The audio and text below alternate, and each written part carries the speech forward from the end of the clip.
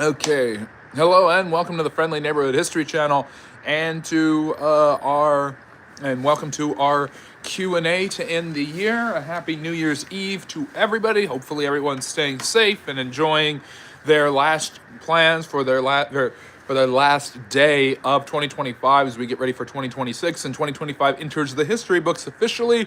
We here at the Friendly Neighborhood History Channel believed it would be completely inappropriate and wrong for us not to end this year without giving you yet another special holiday live stream. So a very happy New Year to you all. Some of you who may be joining us are watching this after New Year's, which is perfectly fine. Some of you are watching this from across the pond, and in England it's already after midnight, so, or in France, or in Germany, or in Italy.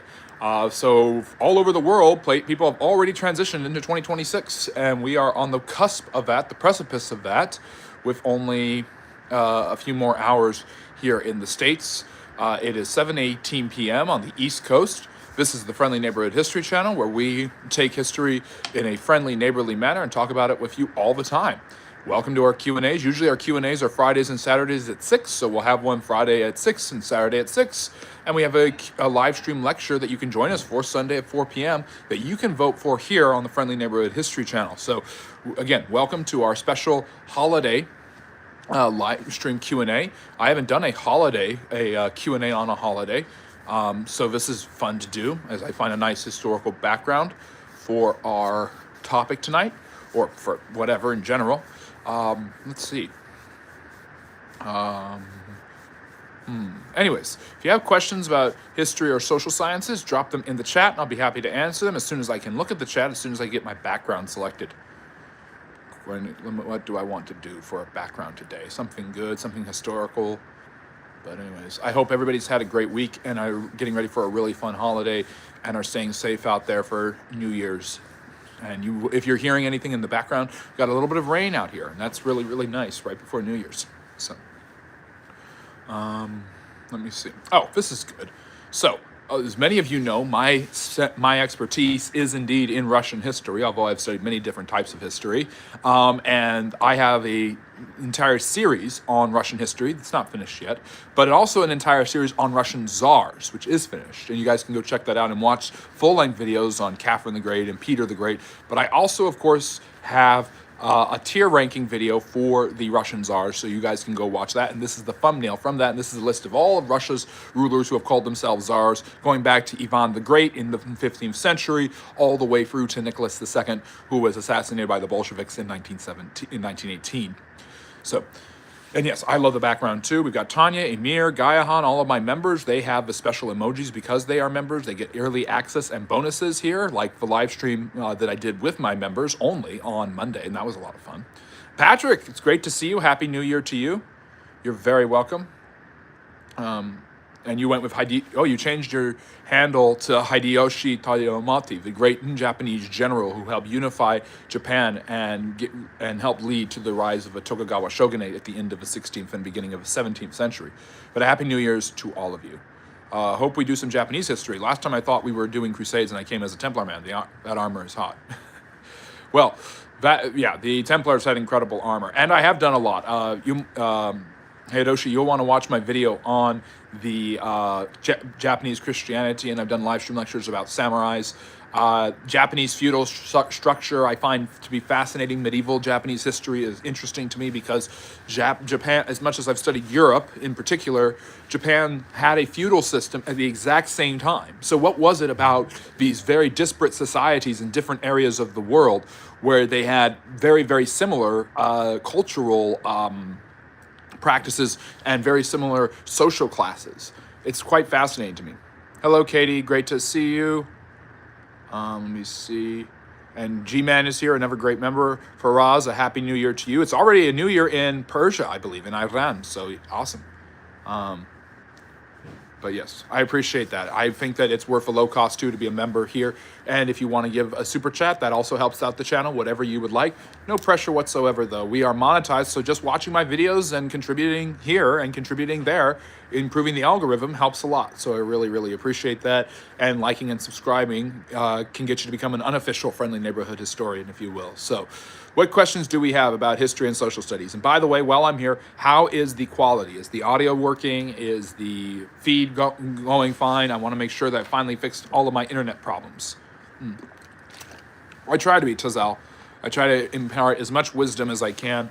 And the wisdom about history comes from our interpretation of it, not just...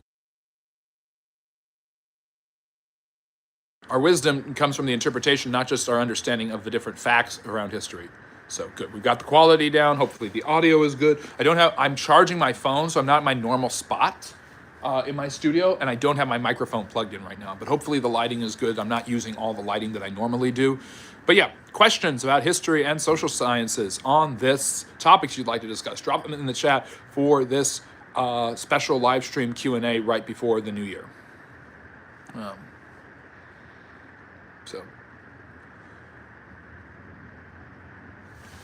Oh wait, I only have top messages. I don't have all the messages. So let me see. Maybe I'm missing some messages.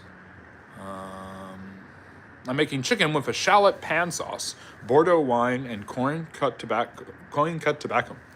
That sounds amazing, Gaihan. I want to have New Year's at your house. Happy New Year, Vincent. Great to have you here. But yeah, welcome to the Friendly Neighborhood History Channel and to our special holiday Q&A, where for the next hour or so, I'll be answering all of your questions about history and social studies before we all go out and party and enjoy our New Year's. So 8:24, about 8:30 by the time this is done. That's plenty of time to go and have some fun. Oh, and thank you. Love the channel and fantastic chatters. Sound and internet 5x5. Excellent. So glad to hear that, Emir. And I really appreciate the super chat. Really helps the channel. Was New Year always a big celebration in the American colonies, British Empire? Not in a big way. It's really, in medieval society, which was dominated in Europe by the Roman Catholic Church, the Christian calendar, which technically starts a new year every Advent, was really, really big. Celebrations and festivals around the 12 days of Christmas would obviously bridge into the new year. And obviously, in areas where the Julian calendar was used, Russia is a great example of this, and my background is indeed of the various Russian czars who ruled Russia for nearly 5 centuries. They were a couple weeks behind, so they were still in the previous year as countries in the West, but the Western countries were more influenced by the scheduling and calendar of the church, and the church year, rather than secular celebrations. So secular celebrations kind of are something that we see with the rise of the Industrial Revolution. The first Times Square New York ball drop was in 1907. It was made of iron, extremely heavy and hard to drop. So they were, and that's where the celebration came from. So New Year's celebrations are kind of a commercial commodity, like many commercialized holidays in the United States that kind of developed with the emergence of a middle class and a consumerist class in the late 19th and early 20th centuries, and all as a result of the Industrial Revolution. And my first video on that for members only on the Industrial Revolution should be coming out by the end of the week, so please check that out. Members only get access to that, but I do have a video on the Industrial Revolution that's for everybody. Do you know Greek mythology? Yes, I do. If you want to talk about it and its historical impact, I'd be happy to do so. And chopsticks? What about chopsticks? Oh yeah. Let me see. Friendly Neighborhood History needs to win the plaque. What plaque would that be? And hopefully it will be a wonderful 2026 to all of you. I wish you all an incredible new year and all of your dreams and fantasies and desires to come true in the best possible way, that you all have a joyous and wonderful new year and a joyous and wonderful 2026 where all your wishes come true. So, and hopefully that's the same for this channel. Our 2025 resolution was to get monetized, and we got there. My 2026 resolution is to make this channel the major focus of my life, where I can rely on this to be a reliable place for me to have money and earn money and by producing really solid content, improving the quality of everything we're doing. And that's why all the money that you give to this channel by super chats or by memberships or by ad revenue, all of it goes back into the channel so that I can make what I do here better for all of you. Hopefully next year will be better for you. What new history will you be learning in 2026? I'm going to be learning a lot about Byzantine history. I've already got it set up. I'm reading a history of Justinian's plague and how that plague changed European and Eastern European history. So I'm going to be focusing on the Byzantines a lot. I'm going to rededicate some time to African history, which I know a little bit about but haven't studied as much. And I need to get around to South American history more. I learned a lot this year about Asia, East and South Asia, but I need to learn more. I need to go back to Africa because I'm kind of rusty on that. I need to look at I need to look at the Byzantines and what they do because I don't know a huge amount about Byzantine history. And Hars is here, my moderator. Great to see you, Hars. My dream for 2026 is to learn more about history. God bless, brother. Well, that's awesome. You're going to be learning about it with me, so I really appreciate that. I suspect 2026 won't be a great year in the U.S. given how bad things have gotten. Could be, could not be. I'm not going to make any huge macro social commentaries on that as I get my microphone ready because my phone finally is at enough battery for me to take out the charger and plug in my C2C microphone. I'm getting a new microphone, by the way, that I'm really excited about. It's a retro 1940s style microphone, and I just need to get the C2C adapter for it, and then I'll be good to go. And I should be using that for the Q&As and the live stream lecture this coming weekend. So, you get a sticker. I do like the sticker. And thank you, Jenna. It's great to have you as a member. Tanya, I really appreciate you doing that. I'm trying to figure out, interesting. I don't know, RH. You make your guess and I'll make mine about you. Simone Bolivar. Yeah, got to learn more about Simone. And I'm going to plug in my microphone. Okay, there it is. So my microphone is plugged in. Let me know, hopefully the audio quality increases. Because I think it's better when I have that microphone. I really like this because it's a sound canceling microphone. And again, I got that with money that was given to me through this channel. So the money that you give to me goes to helping this channel. And I am joined by all of you, and in the background, all of the great rulers in Russian history who attained the title of emperor, the Russian word for Caesar, Tsar. Let me see. Congratulations. Thank you. Just become a member. It would be awesome. Thank you, Vincent. I'm glad that you're a member. 2025 sec, but we have to stay optimistic. Yeah, things are difficult, but what does have yourself a merry little Christmas always say? Next year, all of our troubles will be miles away. It might be, it might not be. Things happen. Things just get shoved in your face. You don't expect them. You don't see them coming, and life can be really hard. It can be really hard with stuff that's happening in the planet, in your world around you, or just in your own life. So let me see. Invest in better equipment. Now we know you're serious. I've already been investing in better equipment. Read the history of Latin America. They talk about them. Yeah, I've talked about Latin America a bit. I know a bit about the history, but I need to know more. I got this really cool DK, which is the Smithsonian Productions publishers atlas. My dad gave me this incredible atlas that describes different continents and historical events on different continents. So that'll be extremely helpful for kind of encyclopedic knowledge. But I'm going to need to get knowledge about just more interesting facts of those areas. Washington walked away from power, but Bolivar embraced it. That's true. But I see Bolivar as a Washingtonian-like figure in the creation of a South American order. And who knows, perhaps Latin America's democratic experiment hasn't been as successful because of the difference in personality between Simón Bolívar and Washington. Johnny, why are you talking about politics? This is a history channel. We do history and social studies here. And Vincent, I'm so glad you're a member. Let me see.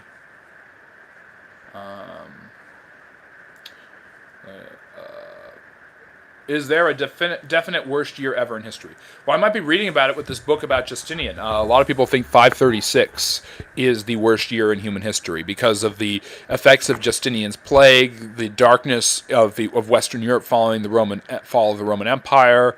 There's the Sassanids in the east struggling. There's a lot of problems. So for many people who study Western history in particular, 536 is considered to be the worst year in human history. Or one of the candidates, to be sure. I don't know if there's a definitive worst. There isn't. We can't find a definitive one. I don't know if I would even have an opinion about if there is a worst year in history or not. Doctor Who, what, where? It's great to see you. I don't know. 2025 was rough for me in many personal facets, but I think it was a good year. Just in general, I feel good about what I did this year. I feel proud of what I've accomplished, and I feel really good about the channel. I feel really good about what we've been able to do and what I've been able to learn and how I've been able to impart that information. If you look at how what my videos were like December of last year and what my videos are like now, I feel better about everything that I'm doing. I feel like I've learned a lot, and it's helped me a lot. And you guys have helped me a lot, so thank you for that. Okay, Mr. Noah is quoting Bible verses. Me and Harry joined the channel early 2025. That's true. We also got our new moderators. We had an entire vibe shift in the way we would do moderations and live streams. We got the equipment, we got the studio, we got all sorts of stuff. It used to be just me in my living room in a chair, and now it's become something else. Lighting was a huge issue. Watch all my old live streams from like last year. Everything's improved in quality. And I think then my knowledge and ability to relay that to you has improved. Oh, well, it's my pleasure, King Doopy. It's what I do. Thank you for being here. Let me see. It's Jack. Good to see you. Yes, I dressed up as Woodrow Wilson on Halloween. I mean, we became a very dynamic channel. That first year, 2024, 2025, there was a lot figuring out. There was a lot of adjustment, and it was very casual. And I think we're not fully there, but we're on the road to professionalism. And of course, I couldn't have done that without Simon. Simon is the one that started this channel with me in moderating and helping the channel and figuring out stuff and asking questions and guiding the channel in the way it needed to go. So wherever you are, Simon, we miss you, and we really, really care about you and love you. And a Happy New Year to you across the pond. Let me see. What happened to well, Hars, maybe you can fix up the chat by putting in the link to the videos on the Russian czars, like my Catherine the Great, Peter the Great, and my Russian czar tier list, so that people can watch that and learn some Russian history before they end their new year. Is it possible to make history talk more entertaining? I know it's not necessarily meant to be entertaining. I try to be entertaining about it, but I'm not going to... I don't have a monotone voice. I have a very matter-of-fact voice. I try to be interesting and animated when I talk about these things. Sometimes it's hard just because I find this information to be so fascinating already. But whatever you need me to do, I am still working on it. Happy New Year, Faraz. Essentially, you just started with a phone. That's awesome, man. Keep growing. Yeah, just started with a phone. I don't know if anyone knows the story, but I've said it before. We started because my girlfriend at the time thought that it'd be a good idea if I was going to tell her one day we were driving around. I was like, I can tell you all of the monarchs of England in a row, from the beginning, from the Norman Conquest to now, to Charles. Or was Elizabeth? No, it was Charles. And she's like, and I'm about to start rattling off these facts to her about the English monarchs. And she's like, you could get a lot of money if you did that on YouTube or TikTok. So why don't you just do it there? And I got mad because I thought she just didn't want to hear it, which I guess she didn't. But the idea kind of stuck in my head, and so one day I'm taking a walk. You guys can go back and watch it. There's 2 videos I did. I didn't know the difference between 15 seconds and 60 seconds. I didn't know how to do backgrounds. I didn't even know you could do backgrounds back then. I didn't have CapCut where I do most of my videos. I didn't use iMovie. I just went on YouTube, and I just decided to make these quick 2 videos with me holding the phone with one hand while trying to walk the dogs with the other hand. That was kind of crazy. But I woke up, I was like, well, that's kind of interesting. We'll see if that goes anywhere. And I woke up, I didn't know how shorts or analytics or any of that worked. I woke up the next morning, and I woke her up because I was just amazed. I'm like, babe, 350 people watched my video on the causes of the Civil War. 350 people. That's a lot of people, Now, obviously, I know that's not like your usual high numbers and almost all of my videos get more views than that now. We had a video just a few days ago that is well over 100,000. But we're over 3 million views as a channel. But that was just so amazing to me that people would actually be interested in learning about history in the hundreds. Now it's in the thousands and the tens of thousands. So that's where it started. And then I realized, and then I made a short. I was still figuring things out. I was doing them mainly in her lit kitchen. I did a short that got 10,000 views, and I'm like, about Henry VIII, you can go check out. And I'm just like, wow, this could actually be something.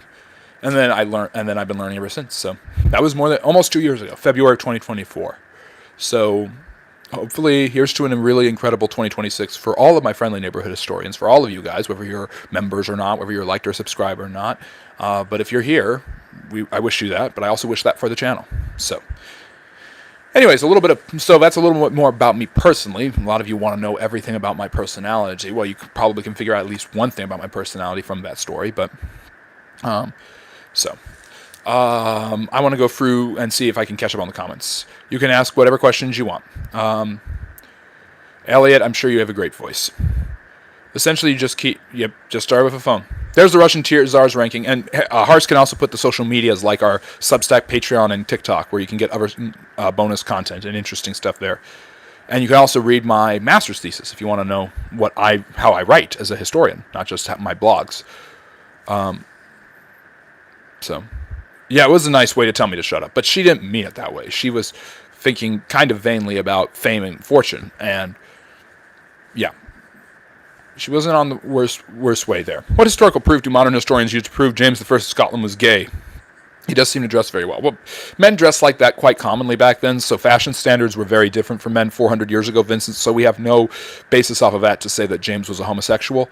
The basis for believing that King James I of England, who created the authorized version of the Bible, the translation that we all know as the King Jimmy, the best thing we can say about him being gay, we don't definitively know it. In fact, Anne of Denmark, his wife, had like 7 children. So 6 or 7 children. So point being, he's at least bisexual. They were parented by him, including his son, Charles, who became king after him. There was the Duke of Cumberland. George was his name. He was a rising political advisor. He was much younger than the king. They formed a close friendship. A lot of people believed he was his lover, and Cumberland was eventually assassinated, I think, after James died, because he tried to influence Charles, and Charles wasn't having it. So a lot of people, there was even a series on Netflix about how Cumberland's mother manipulated Cumberland to having this affair with the king so they could become the most powerful family in England. And I just think there's a lot of exaggeration to that. By the way, James had been the king of Scotland since he was 1 year old, and his mother, Mary, had been overthrown. Mary, Queen of Scots. It's all connected, by the way. History is all connected. And you can check out more about those monarchs by watching my series on the British monarchs and my video about Elizabeth I, England's greatest monarch. Yeah, James, we don't definitively know that he was gay, but a lot of people seem to think that. Let me see. Christopher, what are you saying? Secret friendly history life. Yeah, you got a little bit of a secret friendly history life. And a happy new year to you, hippie gypsy, sorry. There were the joint Austrian army that got drunk and fought itself and lost and retreated. The Ottomans were amazed. Yep, that sounds about right. For the Austro-Hungarians did not do a good job fighting wars in the 19th century. And there's our social medias. You can follow us there. It's pinned. Thank you, Hars, for doing that. That's awesome, Vo. Thank you for sharing. I'm happy to tell that story. And Seth, great to see you. So I've seen some old faces. Seth and Patrick are here. Wow. Patrick's one of the oldest friendly neighborhood historians. He was commenting and liking videos of mine 2 years ago. He found us early when we were still in our infancy. And now we're over 10,000 subscribers. And the goal is to get to 20,000 next year. If we can get to 20,000 next year, I will go full Monty and tell you everything about me.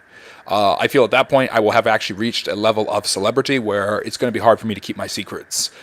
So, would you be interested to be president of the United States? No. Otter, who's been a longtime friendly neighborhood historian, said best that I'm not a politician. I'm not charismatic enough to be a politician. I'm too matter of fact. So, best wishes to you and all your endeavors during the new year, as well as to you, Scarab. You're on.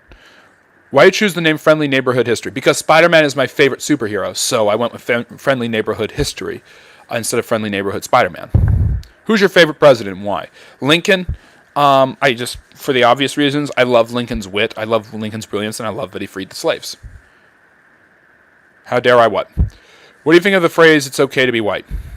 It's okay to be everything. It's okay to be white. It's okay to be tall, short, fat, thin, black, gay, Hispanic, Asian. It's okay to be all of those different things. What it's not okay is not to love history. Now, why in the world are you wearing a coat? It was raining, and I didn't take it off when I came in. I should be wearing my smoking jacket. Should I put on the smoking jacket? Hello, Raven. Great to see you. Famous New Year's traditions from presidents. I don't know a lot of off the top of my head. Maybe if you know, you could tell me, but I was talking about how the first ball that dropped in Manhattan dropped in 1907. Are you aware of events in Iran? I've heard a little bit about it, but I'm not 100% sure. I'm aware of events in Taiwan, and I should do my news. I owe you 2 news videos because I didn't do one yesterday, but yeah, Taiwan might be going to war with China. Of course, the Health and Human Services is cutting funding to Minnesota because of the Nick Shirley issue. So the kings of Europe were all puppets to the banking cartel. You know nothing of history. Thank you. It's good that you used all caps to expose my lack of knowledge about history, because you have clearly some prejudices that you're not wanting to say, but I hope you enjoy listening to Nick Fuentes on Rumble, because YouTube is smart enough not to have him around. I think if people overthrow the regime on their own, it's one thing, but I think if Israel attacks, that causes rally around the flag that will kill protests. What do you think? Yeah, Israel can't just thwart and overthrow the Iranian government and can't do regime change unless they bring the United States in for a huge war, which would be an absolute disaster based off of the U.S.'s performances in Afghanistan and Iraq. Much more likely, a revolution from below, encouraged and supported by the Israelis, that could lead to some sort of coup d'etat, would need to be necessary. Like the '79 revolution, it would have to be organic, and it couldn't be co-opted by a radical fringe group like the '79 revolution was. That's how that revolution worked, by the way, was a coalition of different forces believing in real change in Iran that eventually overthrew the Shah, Mohammad Rava Pahlavi, the Shah of Iran, the king, which is, by the way, the ancient term for the Persian ruler. The Persian emperors during Alexander the Great's time were called Shahs. So just a little history there. Is the North American... Oh, but yeah, it would need to be a coalition effort. The Israelis and the U.S. could back it surreptitiously, but not outright. Is the North American country, United States of America, at war with countries, which places, or all? South America, Asia. They're in conflict with some of them, but they're not in direct war. See, I don't like this. This is when people said we went to the United States, we went to war with Iran when Trump bombed Farado and the other places. That's not necessarily a war. When I think of a war, I think of a clear, drawn-out mobilization of military forces, invasion, or continual military action. Military attacks and strikes are not acts of war. What happened on Christmas Day in Nigeria is not an act of war. And there's a little bit of geopolitics in history. Usually you charge for that, but I'm thinking about things in a historical basis whenever I approach a geopolitical or religious or social issue. Reincarnated King James of Scots murder agrees with you. He wasn't murdered. George, the Duke of Cumberland, was murdered, his possible lover. 2026 goal is to get a girlfriend who is a history buff, who is into trains, or who is a Celtic druid. I thought for sure that read 2026 goal is to get a girlfriend who is a history buff, who is trans, or who is a Celtic druid. A trans-Celtic druid would be quite an interesting relationship. But best of luck to you, Guy Han. You want her into trains. I agree. Has YouTube told you how to get more views? Yeah, and I don't listen. I'm getting plenty of views. I'm happy. The channel ebbs and flows. Some things hit, some things don't. I'm very comfortable with where we are. But I'm working on getting better. You're not a liar. You tell the truth. You wouldn't be a good politician. Fair point. Put the smoking jacket. You want the smoking jacket? Okay. Let me catch up to the rest of the chat, and then I'll take a pause, a break. And welcome if you're just joining us to the Friendly Neighborhood History and to our Q&A about history of social studies. If you're just joining us for the first time, we do these all the time, and I'm doing a special for the holidays. Why do you find Safavid era interesting, in particular between all the dynasties? 12 Shia Islam, the power of Ismail. Hars, put in the link to the video about the Safavids. The fact they fought with the Ottomans all the time, and the Ottomans just didn't get to rule over the Middle East unchallenged during the early modern period. It's fascinating. Yes, the U.S. bombed Venezuela. Not surprised. The Venezuelans are keeping Americans there. You have the cartel thing. Not surprised. I am from Germany, the historical most interesting country. Lord Harald, I can't pick one country that's most interesting, but Germany is fascinating, and I'm glad you think I'm smart. As usual, the Nick Shirley stories of gaslight already debunked by reporters in Minnesota. Okay, then. Doesn't seem to be that way, but okay. Jew. Oh, right. To be honest, I hate war very much. It sucks. Anyone who's got any sort of good insight on how to live life hates war. Anyone with any sort of depth will not just glorify war. A lot of people love The Lord of the Rings. They love Tolkien. Tolkien's whole point of both The Hobbit and The Lord of the Rings is to show how awful war and how war is only necessary in very, very desperate cases. Anyone who I find to be learned, intellectual, or brilliant understands how rough war actually is and is not going to sugarcoat anything about it. Can you go into depth about the history of House of Representatives in the U.S.? So many people don't understand how hard it is to pass an agenda.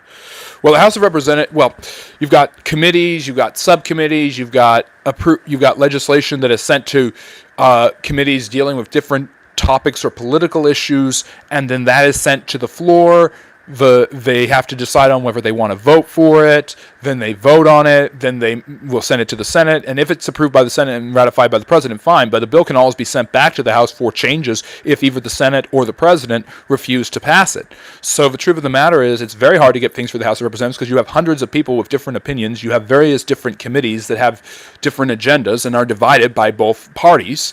And when you have a slim majority like the Republicans do right now, which has happened historically many times, it is very hard to actually get everybody on board with the same thing.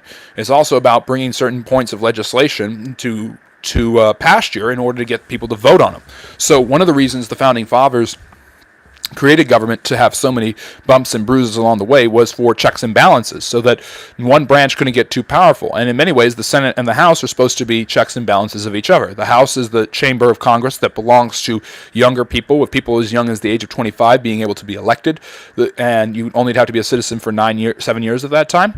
So if you came to this country and were naturalized by the time you were 18, you could run for Congress and be elected when you turn 25.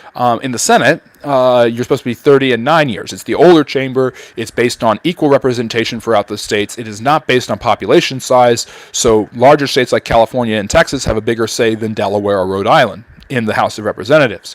But in the Senate, it's equal representation, so all four of those states have the equal number, 2 senators. So there you go. There's a little bit about the House of Representatives. But believe it or not, the founders set it up that way. I believe you are very sharp and intelligent. Don't pay attention to haters. I'll do my best. I get haters all the time. I love turning haters into lovers. Said, hello, Demon Time. If it got bombs dropped on me, I'd be getting back in blood. It's war. That's how it goes. When was the first time a New York ball drop tradition started? 1907. They made it out of iron. It was extremely heavy, and the men had to manually lower it down. Hello, Hawkeye. The video on the Safavids. Your ignorance blinds you to the real history. Sorry, you were writing all caps, so I figured you were yelling, so I figured I'd impose. I figured I would, imitate you. Did you say Sakovola? No, Safavid. Safavid. Let me see. Hello, Dai. Good to see you. Germany, the Nazi history. I know there's a lot of German history that is not the Nazis. Holy Roman Empire, the First Reich, the Second Reich, which is, of course, the Prussians, who, of course, lead to Kaiser Wilhelm, and the Great War, what you call World War I and I call World War II. Happy New Year, random streaming profile on my feed. Well, I'm glad you're joining us, Daimi. A Happy New Year to you, too. I agree with your stance that Iranian revolution needs to be organic and by the people, and the West does not have a right to do it, but some Iranians don't understand. Well, they're desperate. Was Saddam Hussein trial inaccurate? Was this case typical among rulers of the Middle East in modern times? Seems a bit unjust. War crimes, human rights violations, stuff Saddam had done. There's no doubt about it, Vincent. But the United States was bum-rushing regime change in the region because they thought they knew better. They did not. I can tell them to understand, but who's going to listen to a historian when it comes to things about history? All child care was paused by the government to all U.S. states. That's not true. Did American generals fight on the front lines in the Great War? What about World War III, or what you call World War II? Sometimes they did. Eisenhower never led troops into battle. Patton certainly did. How do you make a living as a history genius? I'm a teacher, but I do get some money from this, and my hope is next year to turn this into the main thing that I do. And the money I get for this channel right now is used to make more money for the channel.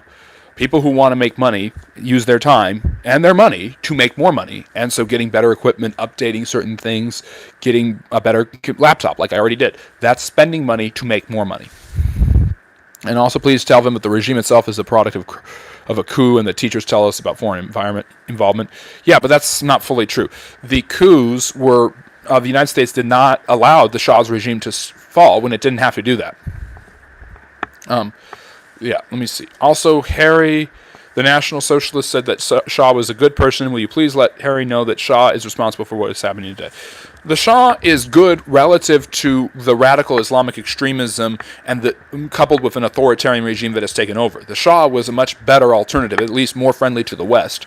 And the human rights abuses were civil rights were far more progressive in Iran in the 1950s and 60s than they are today. Just look at how women were dressed then and how they're dressed now. But the Shah violated human rights on many occasions. He was an authoritarian in many ways.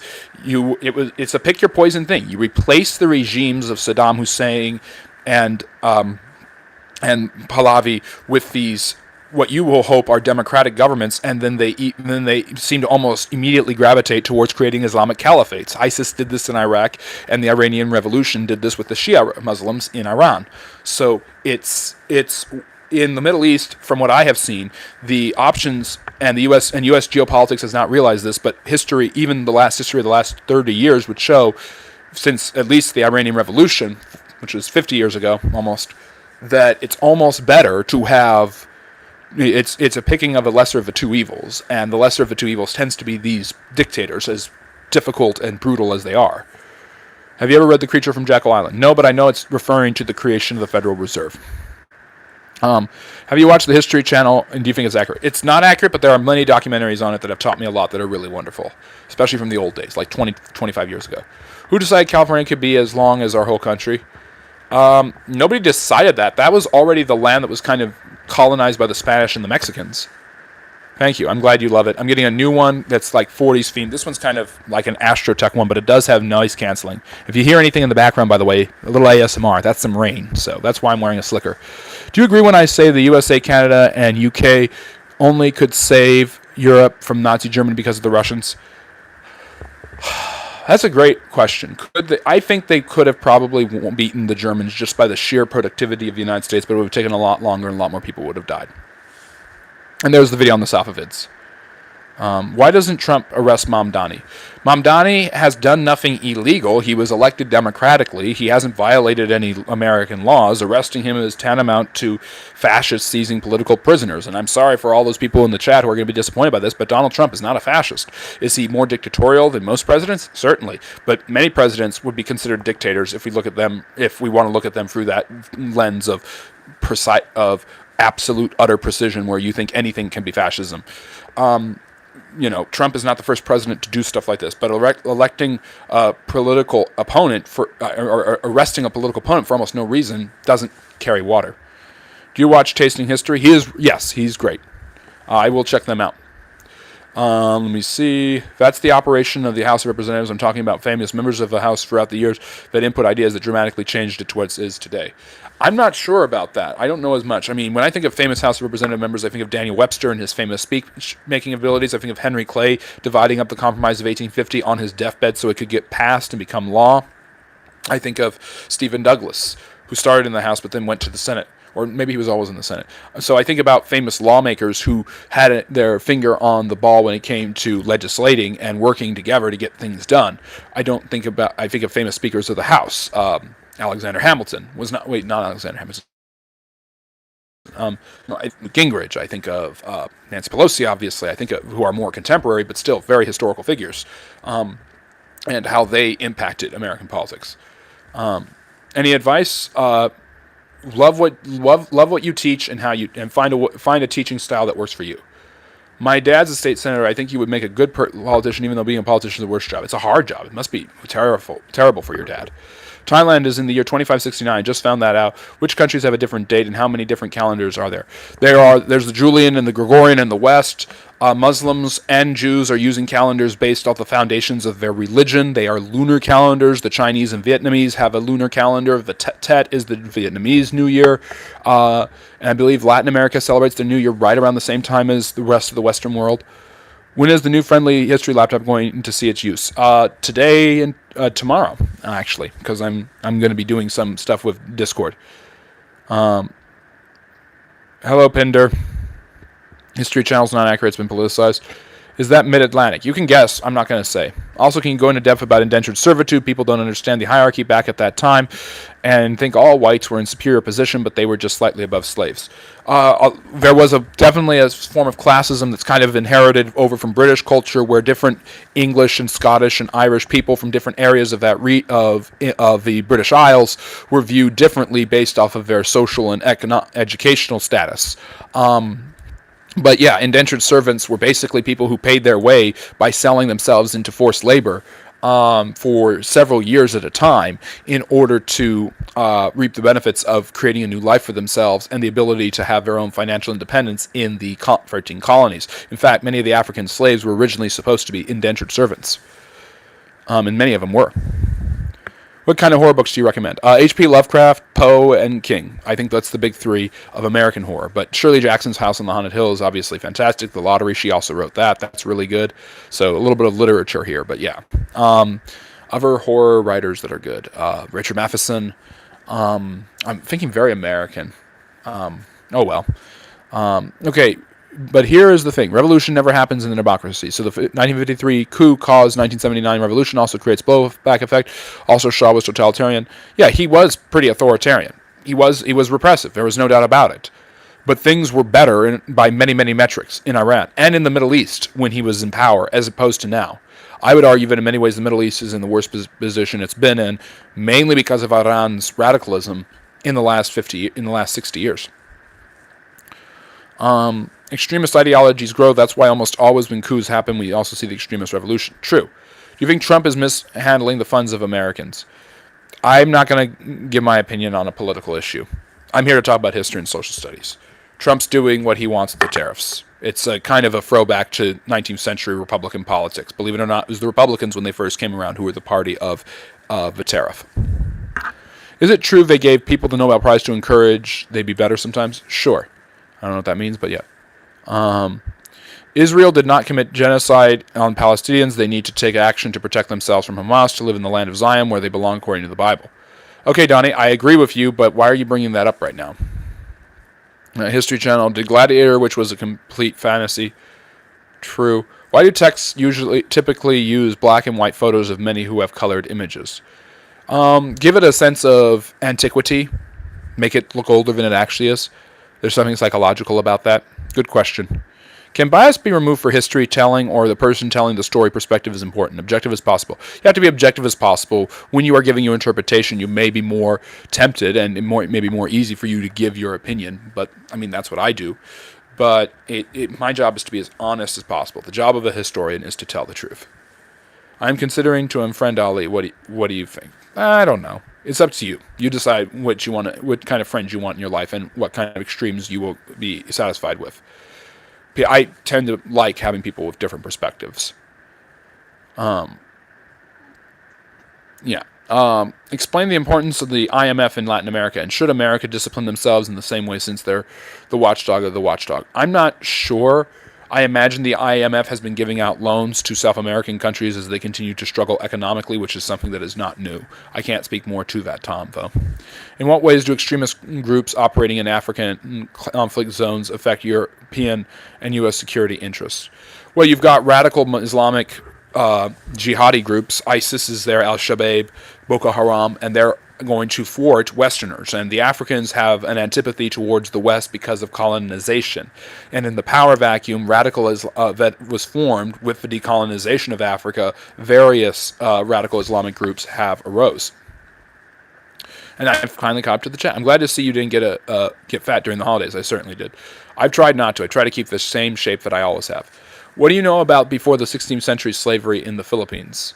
Not a whole lot. The Spanish enslaved natives in the Philippines like they did almost everywhere else. Did Republicans and Democrats truly switch, or is that an oversimplification? Democrats used to be associated with Southern KKK, Republicans with Lincoln and abolitionism. Parties do switch. They do tend to evolve and change, and sometimes end up having the same views as the other party did a century before. I don't think that happened in the 1960s with such rapid acuity as people like to think. I think the Southern strategy has actually turned out to be pretty much a historical myth. Is the Republican Party still the party of Lincoln, and is the Democratic Party still the party of the KKK? Not exactly. Parties change, beliefs change, and it's basically based on regional political shifts in American history that have influenced political parties to act in certain ways.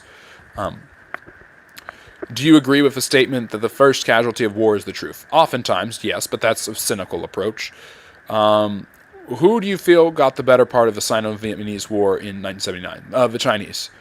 Do you know what the Dutch did in Indonesia after World War II? Well, they tried to hold on for several years. They refused to accept Sukarno as the actual leader of Indonesia, and eventually in 1949 they gave up and left. That is what I generally tend to believe happened. What does the term sanctity mean in Christian theology? Holiness, I think. Anyways, I'm gonna, since you got, I finally caught up, and hello Magnus, great to see you. I finally caught up to the chat, so like I said I would, I'm gonna go put on my smoking jacket for the last 20 minutes. So I'll transform from friendly neighborhood history into history Hefner. So give me one quick second, think of questions you have to ask, and if you want to like and subscribe, please go ahead and do so. I will be right back.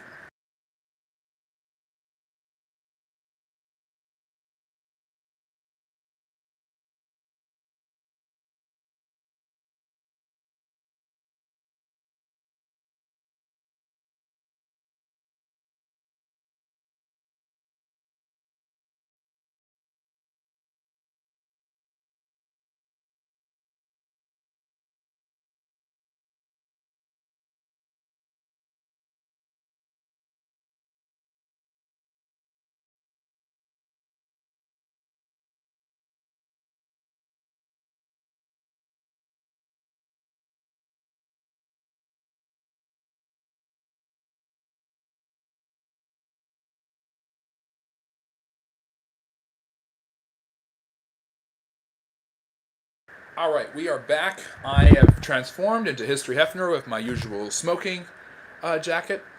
So, welcome back to the Friendly Neighborhood History channel and to our Q&A Ask Me Anything New Year's Eve special. Let me see here. Let me see. Why do you think under the Monroe Doctrine and the rise of nationalism in World War II that some Latin countries were still able to invite German influence with the threat of the U.S. just around the corner? The Monroe Doctrine, which I talked about on the live stream lecture last week, was not saying that European countries can, or that Latin American countries can have nothing to do with Europeans influencing them.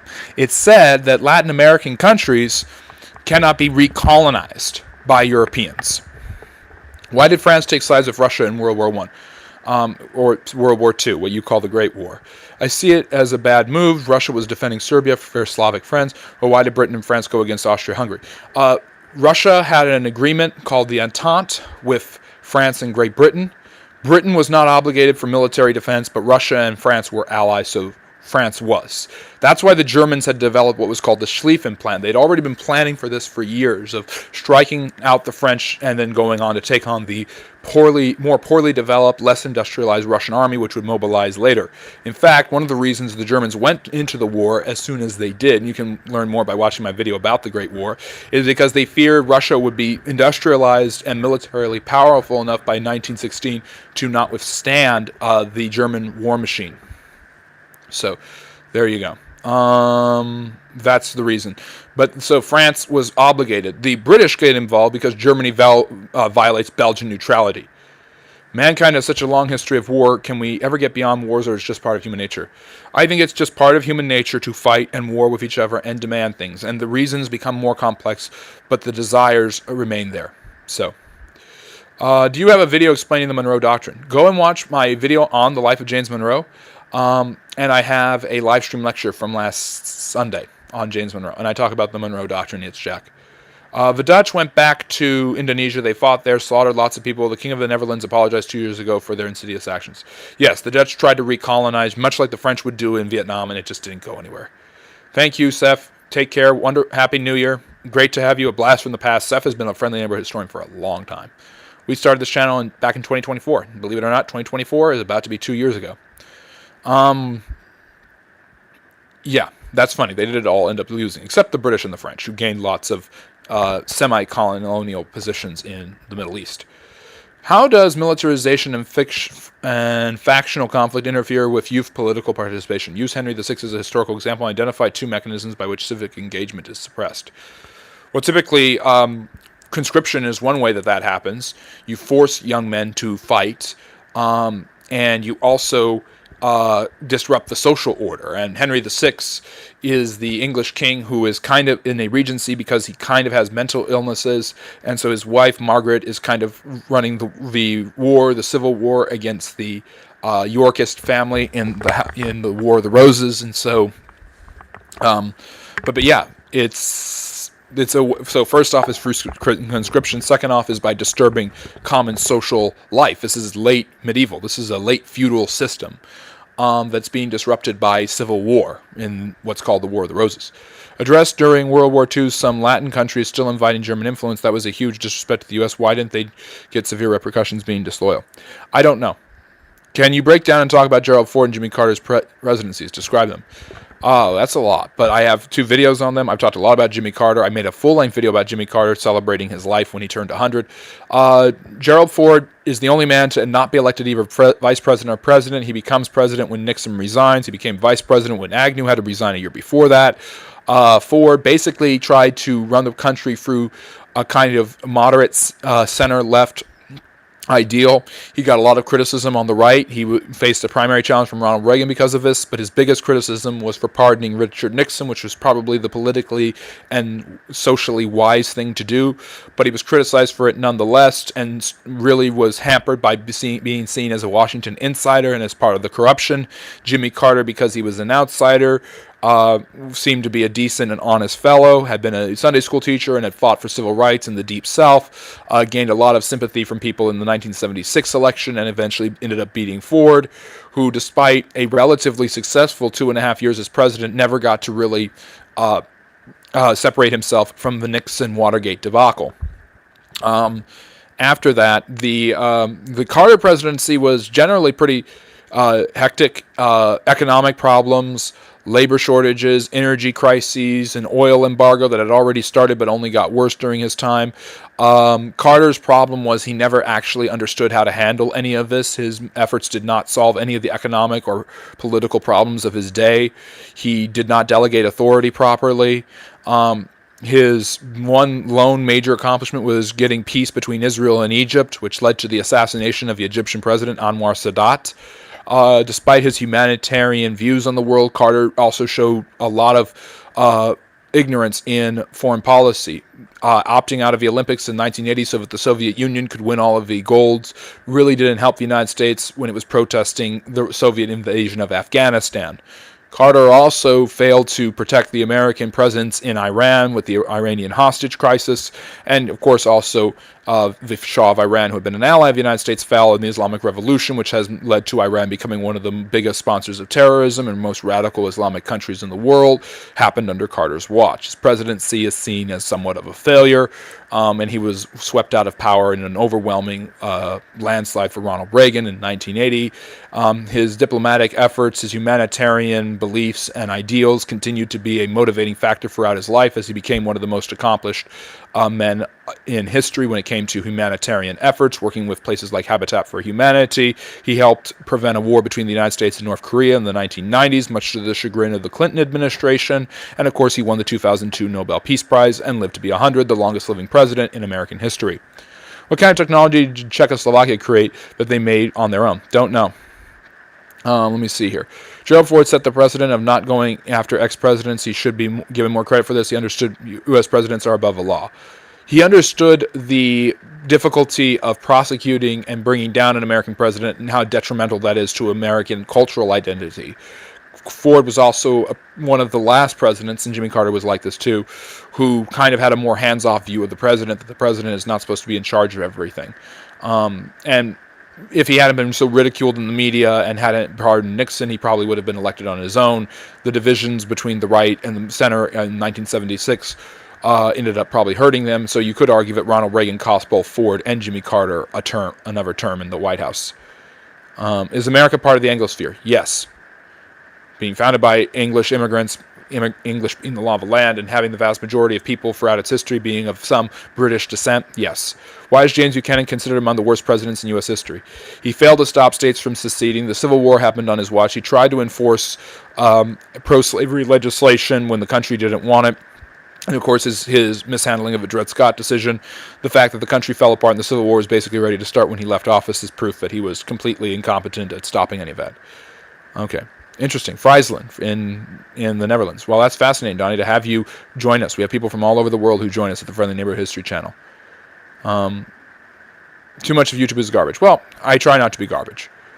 So, My friend Frankie lives in northeast Italy. Fruly, he said that they set his family to fight against the Russians with donkeys. Devastated. The Italians in yes, that might have been during the last World War. The Italians actually double-crossed the Germans and Austro-Hungarians in the Great War and joined the sides of the British and the French and the Americans before the Americans even joined the war. And I'm glad you love the Q&A, Ethan. Can you please talk about the reason Sparta fell? Sparta fell mainly because the Peloponnesian War was kind of the golden moment for Sparta. They beat Athens, they ended the Delian League, and from then there's kind of this Greek Dark Age that lasts for about 70 years, where devastated by warfare, the two major powers in Greece, the two major city-states, kind of retreat and lose a lot of their influence and control, and in the vacuum it's Philip of Macedon and of course his son Alexander the Great who are able to kind of supersede this and in the power vacuum have Macedon, who are considered not Greek, to come and conquer these Greek cities. So Sparta really falls at the hands of the Macedonians, but was in decline long before that. Can you explain how Taizong is significant in China history? Don't know enough about it to say that. What are your personal 5 best presidents in your opinion? Yeah, that's a good question. You can watch my presidential tier ranking video. I've been asked this several times. Hars, can you put the video for my presidential tier ranking in the chat? But basically, Lincoln, Washington, Theodore Roosevelt, Jefferson, and Ronald Reagan. I'm going to put Reagan over Kennedy today because I'm in that mood, but I also think that Reagan had a longer presidency and was able to accomplish more than Kennedy was. Outside of a top 5, if you want to go down to the 10th, you could say Calvin Coolidge might be in there. I'm going to put John F. Kennedy. I'm going to put FDR probably. I'm going to put Eisenhower and probably Harry Truman, and James Monroe, some sort of combination of underrated presidents and presidents who I think are overrated. Actually, I don't think FDR is a top 5 president. I don't think that Woodrow Wilson is a top 10 president, like a lot of people seem to think. Other questions. Ford literally said the trial would have harmed the country. I think it would have. I hate to say it, but yeah, presidents should be above the law. Even Biden and Trump, Nixon and Andrew Johnson. Presidents should be. This is a tough one. What do I think about this? I haven't fully developed an opinion, but it's a very historical question.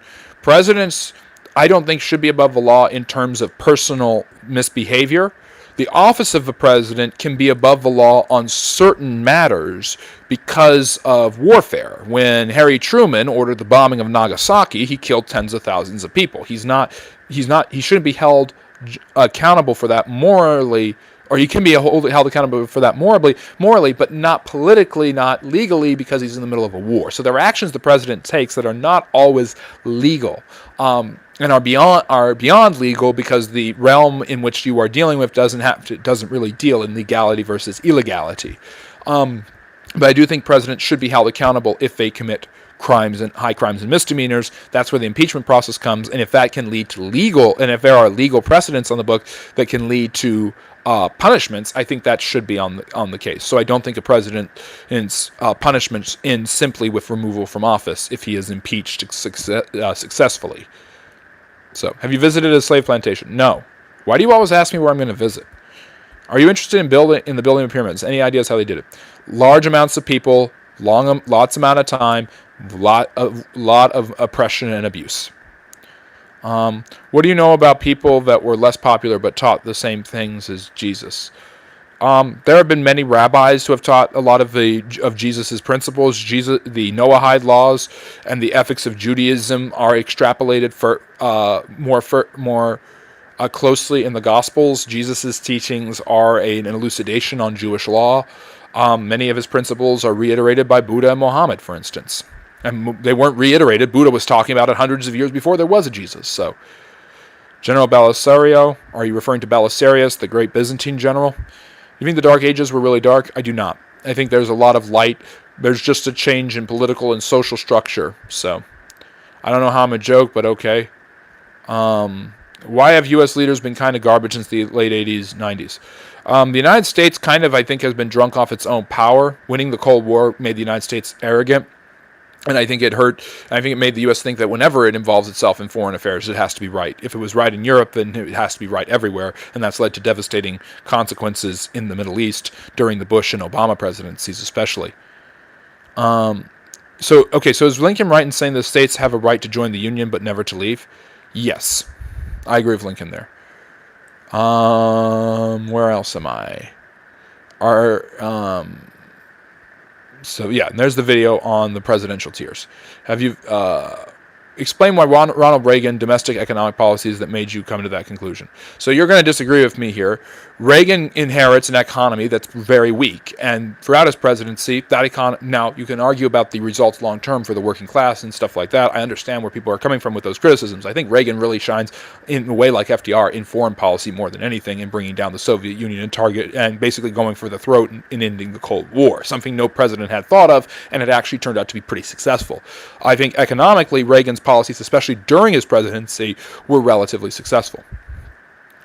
And I think Reagan also changed the American political landscape permanently, which usually when a president is able to do that, they are considered one of the more influential or better presidents. Andrew Jackson, despite his many problems, is considered one of the better American presidents, or in the top half, because of his ability, mainly almost solely, to change the political dialogue. Why don't you think so much of FDR? The New Deal did not fix the economy. FDR was a racist and unnecessarily put hundreds of thousands of Japanese people in internment when they didn't deserve it. There's a quick, easy, pithy statement on that. Go watch my live stream lecture on FDR and my video on him to learn more. I am very fair to FDR, but I also think that history is very biased towards FDR. Let me see. I think Charlie Kirk would have been president. I don't see it. I just don't see him doing that. Do you feel like Venezuela's president would still be in power in the coming months? He might be. We'll see how much of a regime change, political restructuring the United States wants to do in Venezuela. Of course, I talked about the failures of the United States in the Middle East. That doesn't mean it can't work in this area of the world, Latin America, but I don't know that that necessarily means it's a good idea. I think a lot of Americans are very weary of that, and the idea of getting involved in a war in Venezuela to overthrow the Maduro regime, no matter how many problems you have with Nicolas Maduro, isn't necessarily going to be popular or get very far, especially in an election year. In the Illuminist era, President Franklin G. Fruit, I don't know what you're talking about, but okay. Conspiracy theories was coined by the CIA. If people talk about Freemasonry, just an imaginary group, how do we know if somebody is a Fed? People do not talk about the Freemasons as if they are an imaginary group. People know that they're a real group. They just argue about the scope of their influence. We don't know if someone's a Fed. Maybe I'm a Fed. I think that no president should be above the law if there is a law for it that the president disagrees with, and he can get the law changed so he can do what he wants. That's a fair thing too, but that's really hard to do. Founders made it that way. I did not tour the slave ship Amistad. Let me see. We'll see how far the protests get. Iran has been having stuff like this for years. You had the Green Revolution of 2009. The Islamic Revolution has managed to stay in power in many ways. Who is the 8th president of the USA, and what language did he speak at home with his parents? You probably already know. Martin Van Buren, who was the first American president in the sense that he was the first born in the United States, and he spoke Dutch. He was from Kinderhook, Van Buren. What are your thoughts on bowling? What is your highest score? I don't remember my highest score. It's okay. Will you read the Bible, Quran, and Talmud? I'll read anything anyone wants me to read. Historic slave plantations are actually beautiful, especially in Louisiana. I'm glad the institution of slavery is abolished, but the history is still fascinating. Yeah, architecture can be beautiful, even if institutions are not. The pyramids are fascinating. Most of the people who worked on them were probably slaves. Didn't Obama bomb children in Yemen? Yep. Reagan was bottom 5, not top 5. You are way too young to know what you were talking about there. I love it. Even though Reagan is very popular with boomers, who elected him and voted for him overwhelmingly twice. Reagan also is the last president to win in a landslide, unless you consider 2008 Barack Obama, which is kind of borderline landslide. But if you look at classic landslides like FDR in 36, Reagan in 84, Nixon in 72, doesn't mean you're a great president, but is a pretty good indicator of what you're doing being popular at that time. My friend from Russia, he said, but he was really from Ukraine, Stivispol, so he considered himself Russian. Why does Ukraine have such a huge problem assimilating with Russia if it could stop a war peacefully? Ukraine doesn't want to be redominated by the Russians, and that's what Putin wants. So there's the drift. Let me see. It's foolish of us to point and label slavers as all evil people. It's normalized in the past. Founding fathers had slaves. It was just the way of life since the Bronze Age. Yes, but there have always been people who thought slavery was wrong, and there were plenty of people who were against slave plantations, even in the early part of the American Republic. Let me see. Reagan hosted the Taliban in his office. That's true. The economy was horrible when he was in office. That's not true. The economy was bad the first couple of years of his presidency, but by the middle of the 80s, it was pretty stable. Had a couple of bumps near the late 80s. Reagan's biggest problem was adding a lot of money to the deficit. Me saying that he did a lot of good things doesn't take away from his problems. Even Lincoln had problems, and Lincoln's my all-time presidential GOAT. Reagan hosted, it wasn't called the Taliban, it was the Mujahideen. It was a revolutionary group in Afghanistan that was opposing the Soviets. The U.S. made this mistake many times during the Cold War of supporting groups that were anti-Soviet but had dubious intentions. A better example for Reagan, if you want to hit him over the head with, is the Iran-Contra scandal. However, nobody could have foreseen Osama bin Laden and the Taliban turning on the United States. Let me see here. I'm delusional at this point. Yes. Plato said that the loser of a debate always resorts to insults. So thank you for proving that I've won. If Russia helped get Sevastopol in the first place, I don't think a war is worth it. I guess Russia wants more land. Russia always wants more land. The concept of Lebensraum that the Nazis use actually comes from the Russians. Not officially, but the Russians believed for a long time that if they had more land, they would be able to stave off invasions from the Mongols, from the Poles, from the Swedes, from the Germans, all peoples who have invaded them, and the French, of course, too, under Napoleon. Thank you for your content this year. I'm going to go celebrate. Happy New Year. Happy New Year to you, too. It's Jack. Andrew Jackson was famous for the last president to take away the printing power away from the banking cartel. He destroyed the national bank. Yeah, and it ruined the economy, by the way. Was Biden actually incompetent? I don't know. We talked about Ronald Reagan a second ago. A lot of people think Reagan was losing his mind near the end of his presidency. And I've read some arguments on both sides that say Reagan didn't have Alzheimer's at the end of his presidency.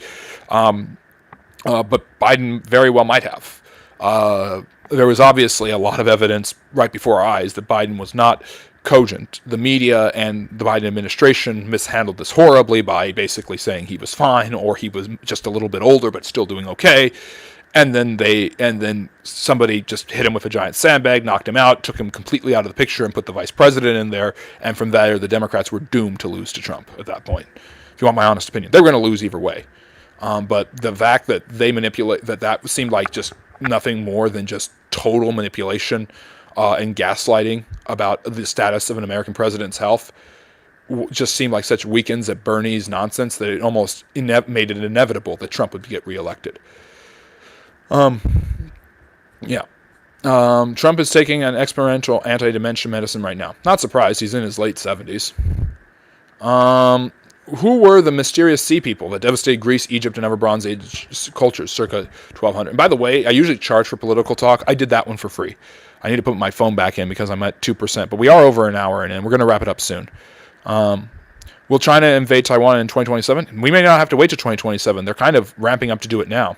The Sea Peoples were a group of settlers, pirates, transient folks in the Mediterranean who we don't know exactly where they came from. Some of them maybe have been Grecian, but they attacked Egypt, they attacked the Assyrian Empire. Some of them settled in the Levant along the coast of what is now Gaza, and of course those are the Philistines from the Bible, which the derivative of that, Palestina, is the Roman name for the region used as an insult to the Jews after their defeat, which is why the region is also called Palestine, by the way. There's some history you didn't know, but the Philistines were one of the various different sea peoples. We don't know exactly who they were, but they were basically pirates, merchants, and warlords who tried to settle different areas of the eastern parts of the Mediterranean during the what's called the Bronze Age collapse. Basically, a series of civilizations and empires in that region of the world started to fall apart around the 16th and 15th centuries. This included the Middle Kingdom in Egypt, as well as 17th and 16th centuries. This included the Middle Kingdom in Egypt, as well as the Hittite Empire. And from there, you have the rise of the Iron Age. Not the Hittites. Is it Paleo-Babylonians? Babylonians. Assyrian. There's empires all over the region that are collapsing that hadn't before. And there's power vacuums that are created, and the Sea People kind of come out of that. And that's what's called the Bronze Age collapse. Plug in my phone, because it's a sea cable. Biden ordered strawberry yesterday. I didn't know that. Do you think Islam is a danger for future Europe? Excuse me. I think Islam was far more dangerous for Europe when it was invading Europe and trying to conquer it in Al-Andalus and France in the 7th and 8th centuries than it is now. I'm not going to comment more on the political issue. If you want me to, consider giving a super chat, and I can talk about the rise of Islam in Europe and why that is happening. I don't know that Islam is necessarily... I mean, it's interesting. There's cultural conflict and clash But the West needs to understand that a large reason why so many people from these third world countries are coming to the West is yes, an implicit understanding that the West is culturally and economically superior to certain areas in the Middle East and Africa, but also not racially, but not even culturally, but societally and economically superior.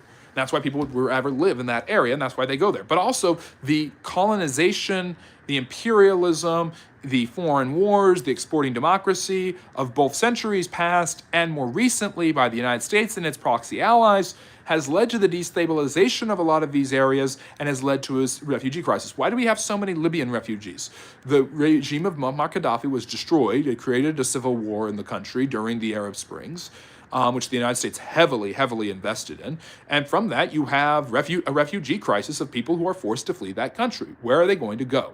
They're not going to go to other parts of Africa or the Middle East where they are in a difficult spot. They're going to go to Europe, and they're going to go to the United States. So yes, people are very worried about the cultural clash, the rise of Islam, all of these things. The reason this has been happening in the last 10 years and become an issue is partially because of the destabilization of these areas before and after the Arab Spring. And also going back centuries, you can look at European colonization as another cause of it. Not a direct cause, but a partial cause. So the Europeans have to wrestle with their own history there as well.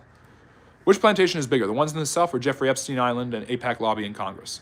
Oh, for Pete's sake, Sabir, are you really going to just throw in a loaded question like that? Knock it off. I'm sick of our current political climate. Call me naive and basic, but I want a leader who carries himself diplomatically like Captain Jean-Luc Picard. Not going to happen. What was the general response to the White House back in the 1970s when former President Nixon was shot? Nixon wasn't ever shot. I don't know what you're referring to. Can you read and translate the Quran and then the Talmud on your channel? Why would I do that? What do you want me to do that for? This isn't a religious channel. I talk about those things in the context of how they're historical. Who's the most significant person behind you? Peter the Great, probably the greatest Russian Tsar. Can't you agree with me that corruption in laws that exist, like breaking it, makes sure that the law never has meaning? To some extent, yes. Should reparations be cherry-picked or should it be eradicated since the victim Olympics all have legit talking points for it? Or should all victims of a domino effect be compressed? No.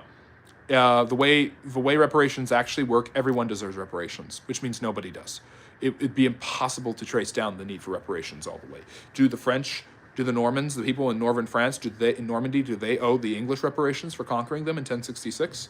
Do the Italians owe the vast majority of the Mediterranean world reparations because of the Roman Empire? Do the Greeks owe Persians reparations? Do the Persians owe Jews reparations? Do the Egyptians owe reparations to the Nubians? Which is in Ethiopia. These different societies all throughout human history, going back to the ancient world, oppressed, kidnapped, enslaved, and did other terrible and despicable things to people in the name of imperialism. Imperialism was not created by the Europeans. It's only when the Europeans are involved that we want to talk about reparations, because it now has a racial and social paternalistic attitude that wasn't present when you considered the ancient Egyptians and the Japanese oppressing the Koreans and things like that. Reparations would be an endless loop of people getting blamed and being forced to pay back, so that it'd be meaningless and would get nowhere. Let me see here. Biden was actually mentally compromised. Yep. Rodolfo, you are late, but it's good to have you here. The tyrant Putana Tsar should pay war reparations and all the damages. Are you talking about Putin? That's going to be hard. Forcing people to pay war indemnities in 2025 would be really hard. 2026 now. Friendly history. Can you take a look at my channel? I make historical edits. I might make an edit of you if you're okay with that. I'd be honored, Hars, to do both. Who were the actual Israelites from history? The Hebrews, a Semitic people who believed that God called their ancestor Abraham. They are one of the first major monotheistic groups in the world. And they develop and they are at some point probably enslaved by the Egyptians, and then receive the ability to have some sort of freedom in the land of the Levant, which was called Canaan at the time. There is a conquest of that land, and it eventually forms what's called a kingdom called the Davidic kingdom, and they standardize their worship by the building of a temple in their new capital of Jerusalem, and this kingdom is eventually conquered by the Assyrians and later the Babylonians. The Jews. That's my answer. Let me see here. By 2063, Britain will be a minority in their own country, so that's not funny. So colonization had nothing to do with it. There were more working trains in Africa during colonization than there are today. Pre-industrial societies going to Neolithic ones. I never said that colonization had nothing to do with it. I'm saying the extraction of resources has hurt those people and has hurt their ability to progress. But it is true that saying colonization and white people is why the Middle East and Africa is weak and poor is stupid. It's reductive. Yeah. And when I say the West, I'm not referring to, it has nothing to do with the development of ethnicity. It has everything to do with society. It is not about the West is better because of these people or those people. The West is economically and socially better off than the vast majority of the Middle East and Africa. And the reason because of this is because of economic and technological development, which, yes, did include the extraction of resources from those areas by the Europeans, who argued and were somewhat not fully incorrect that those resources were not utilized fully by the local denizens of those areas. It is true that there was far more infrastructural development in Africa by the British and the French and the Germans than by the native Africans before or since. But that doesn't mean that they had a right to extract their resources, treat them as racially inferior, put them in human zoos, and colonize them. So it's complex is the whole point. Colonization bankrupt the British Empire. They gave 10 times more trying to put in medicine, science, road. Yes, they extracted trillions of dollars from all over the world. I think they benefited. They had the sun never setting on the British Empire, Gob. I think they benefited. They forced these people to fight in wars and die for them against their European foes twice in the 20th century on massive scale. I think they benefited. Western society currently has some weird fetish with letting in unlimited migrants and bending over backwards and apologizing for their own culture. Why is this happening? It's too much of a political issue for me to actually say it for me to actually explain, tackle that without wanting a super chat. It's like trying to help someone fix a flat tire. Because their car is such an unmitigated dumpster fire of war savagery, you have to pay for the car forever and bring everyone in home with you. Unless you're trying to steal the car. You're trying to fix the flat tire because you stole the car. That's the actual comparison. No, they were destabilized to start with because the U.S. is head of the UN and NATO. We were focused to get involved in their dumpster fire. You put the chicken before the egg. No, I didn't. We blondes deserve more. No, you don't. Brunettes do. We tried to help these people. Unfortunately, Islamic theocracies are dumpster fires, and we know that we shouldn't get involved. It is true that radical Islam and terrorism and Islamic theocracy hasn't helped these areas of the world. That's why Boko Haram, Al-Shabaab, and the Islamic State has devastated Africa. That's why there's attacks in Nigeria on Christmas Day. I don't know if they are. The Arab Spring, it was not the United States' fault. Yes, the United States believed that they could import democracy to anywhere in the world because it worked in the United States. What an arrogant, stupid idea. Even if we were responsible for the Arab Spring, which we were not, that has nothing to do with the tens of millions of people flooding into Europe. What you're trying to say. I'm saying that part of the reason you have refugee crises from countries like Egypt, Libya, Iraq, the pattern, Afghanistan, Pakistan, is the destabilization of their governments by the intervention of the United States and other countries, and yes, a continual authoritarianism, civil wars, political strife and unrest, leading to the destabilization of their areas and their regimes. I mean, Syria is another example, if you want to throw that one in. This is all economic migration. Your fathers and grandfathers set your children to fight for this country just so you clowns could give it away wholesale based on nonsense logic. Yes, the historian knows nothing about what my grandfather did. Let me see here. Why the Islamic refugees don't go to other Islamic countries? Why they all come in Christian countries? I don't know. I don't think that that Pakistanis really would want to go to India where there's a lot of Muslims. Could be my fault. Or go through India to get to Bangladesh. I'm not saying it has everything to do with one thing or another. I'm saying it has something to do with it, Gob. A lot of history is rooted in culture, religion, and language, so understanding the holy books, we can better understand politics, like, for example, what happened in Ireland and Britain. That's true, but I'm not going to translate holy books. I'm not going to read holy books. I will reference them as necessary.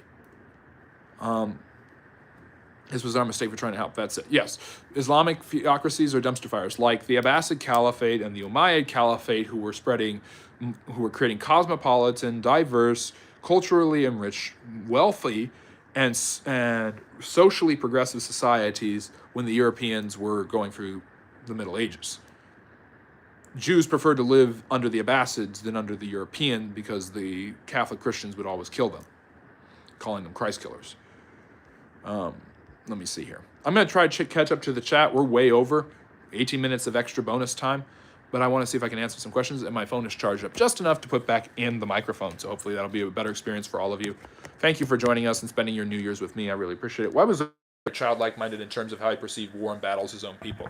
He knew nothing about military tactics, and he believed that he was, as the Tsar, the one who could figure out how to solve Russia's problems, because that's what a Tsar did. He wasn't interested in actual political strategy or military endeavors. Islam is more than a religion, it's a law. If you do or even think different, you will be treated as an outlaw. That's not always true. It's sometimes true, but not always. The West is and was more aggressive as a colonizer and more aggressors. That's true. The West, so, see, I push back on the right and I push back on the left on this channel, and it's so much fun because then you all get to speculate about where I actually am politically. But history should inform politics, not politics inform history. Which, by the way, a certain man around my age in Chicago could learn that lesson, but he doesn't care about history because Hitler was really cool. But anyways, but it doesn't have to be my age. It can be some idiot who used to work on Fox News. But my point being that the West was more aggressive in colonization, oppression, and enslavement than any other. That's true. But it's not because of any sort of genetic deformity with them or some sort of moral bankruptcy. The West had the technology and the means of colonization, international exchange, and intercontinental exploitation that the Muslims could have had and did have to some extent before them, and the Chinese could have had if they had not stopped the treasure fleets under Zheng He. One of the biggest what-ifs in history is, what if the treasure fleets had not ceased in 1433 with the death of Zheng He, and if the Ming Dynasty had been interested in overseas exploration, tribute extraction, and colonization, the Chinese may have discovered the Americas colonizing on the western seaboard and moving east instead of the Spanish, which did it the other way around, kind of. So, or the British, who did it the same from the east to the west. So the truth of the matter is that it's technology that allowed the Europeans to do what they did. And of course, that isn't good, but I'm saying it has nothing to do with who is doing it. Can you take a look at my channel? I make history. I think I already said I would, but yeah. Do you know the story behind the Codex Gigas? I don't. Why must political science integrate insights from other disciplines to effectively analyze and respond to interconnected global crises? Because you don't know, if you're referring to history, we don't know anything about what's happening if we don't look at what happened already. If America separated church from state, why do they worship an omnipotent figure or the most valuable asset, paper money? Should be omnipotent figure rules be intertwined in the Constitution? They shouldn't, because the United States does not have separation of church and state. That is a bogus term. I'm sorry. I hate to disappoint the people out there who believe in religious indifferentism, but the United States was not founded as a secular society. It was relatively secular compared to other societies in the past, but was still extraordinarily rooted in a Judeo-Christian ethic that they inherited from the British. The immigration crisis is based upon culture, religion, ideas, beliefs, and philosophy between different regions in the world. The West is more developed in these ways than Africa or the Middle East. True, and the West has also made sure those areas are not as developed as they needed to be, mainly because that would be problematic. Any empire doesn't want the people who they are imperializing to be equally powerful to them, because then imperialism ends. Good evening, Jake. Give an example of a country besides Russia that says they are a democracy that are actually a dictatorship, and why? Well, Iran calls itself the Islamic Republic. That's a good example. That's a good question. To some extent, the Ukrainians fall under that category right now. Now, the Ukrainians do have elections. They've just suspended them because of the war, which idiots don't understand. But Mexico kind of says it. Mexico kind of is one. Russia's a pretty staunch example of a fake democracy. Allah does not seem forgiving. Allah is sometimes forgiving. Sometimes he's not. Sharia don't tolerate nothing except Quran. Who or do or think or even live different is treated like an outlaw. That's not fully true. There are plenty of people. Islamic societies throughout history have been very religiously tolerant, very culturally tolerant, even when Christian societies weren't. Modern radical Islam with a hyper literal interpretation of both the Quran and Sharia tend to be much more repressive. And this is fascinating. Me protecting and defending Islam when I've had Muslims come on here, Harsh can tell you about I think it was Evan Almighty was his name, and he was a rabid Muslim, and he would just come on and insult everybody and just be nasty about the entire thing. But I've made videos about the Quran, about the Mecca, about Muhammad, and the historical inaccuracies I see with the origin story of Islam, and I've gotten threatened to horrible things to my family and to me because of it. But here I'm defending Islam from people who are rabidly anti-Islam, or at least worried about Islamic extremism, which is fair. Did you have a chance to read books and watch YouTube videos about David Irving, a British historian with an alternative view on World War II or World War III? No, I'm sure you will tell me about him. He was cool because he came from Austria, not Germany. Okay. The West has the philosophy. Okay, that's true. I'm trying to catch up to the chat so we can wrap this up. Why is shipwrecked gold worth more of a normal gold? Because it was shipwrecked and it's harder to find. And of course, it has some historical wealth and connections. Why is Africa often seen by Western governments as a long-term security concern instead of a place for traditional warfare? African societies, you tend to have covert guerrilla military operations and leaders. Joseph Kofi in Africa, in Congo was an example of this. Boko Haram in Nigeria is an example of this, that tend to use the different elements, be it the Sahara Desert or the rainforest or the different areas of Africa, to their advantage to be elusive from the militaries of a traditional war that would usually be used during a traditional warfare. Do you think Pakistan knew bin Laden was located in Abbottabad? No question about it. I think so. They did. Thank you. The USA is a Christian nation. It's a nation that was founded by people who were Christian, deist, or at least heavily influenced by Christian ethics, and was not founded to be a permanently Christian nation necessarily, but was founded with Christian values and ideas in the forefront. And when they said there will be no establishment of religion, they were referring to which Christian religion, because certain states had established certain Christian churches over others. The founding fathers were not all Christians, but almost none of them were secular. I'm sorry, it's not me being anti-secular, it's not me being anti-skeptical. I believe in skepticism. I believe people should be skeptical about everything, because that's how you learn. That's actually how you analyze a science, like a social science, like history. But the truth of the matter is that doesn't make, but the historical facts are pretty overwhelming. People who ignore stuff like this are showing their own bias. It's just like I made a video talking about how Jesus is the most important person who's ever lived, and I don't have to admit he's the Son of God or anything like that to say that. It's just an obvious fact that Jesus is the most important person who's ever lived. No one else kind of comes up to the impact that Jesus has had on the development of history. And people lost their minds and said Jesus wasn't real. People who do that, I think, are more just showing their own skeptical bias than they actually are showing critical thinking. It's almost obvious, it's almost overwhelmingly believed in the historical community that Jesus lived, and his impact, and to try to minimize his impact based off of that just shows it's not that you care about history, it's that you hate Jesus or you hate Christians or whatever. I've gotten Sheldon Cooper comparisons, but I'm not as jerky as he is.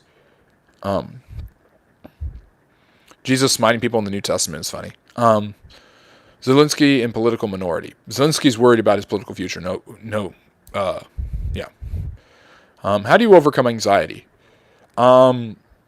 Therapy, reading, doing what you love, finding ways to talk through your problems, finding spaces to talk about and spaces to ignore it.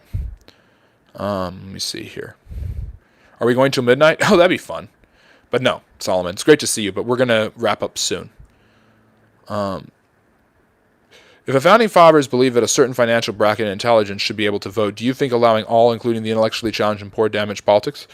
No, I think it's an absolutely reasonable conclusion of American democracy that as time goes on, more and more franchises are given to more and more people, regardless of how much land they own, their skin color, or their gender. Are you Jewish? I am not Jewish.